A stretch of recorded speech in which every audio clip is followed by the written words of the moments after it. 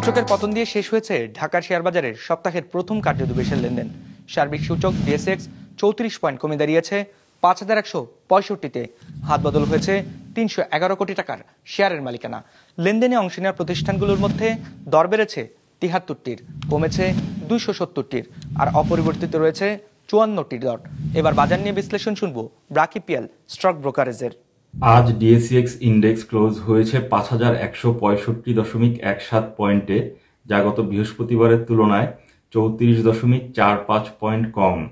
আজ টার্নওভারের দিক থেকে মার্কেট নিম্নমুখী প্রবণতা প্রদর্শন করে, যা গত বৃহস্পতিবারের তুলনায় 0.6% কম।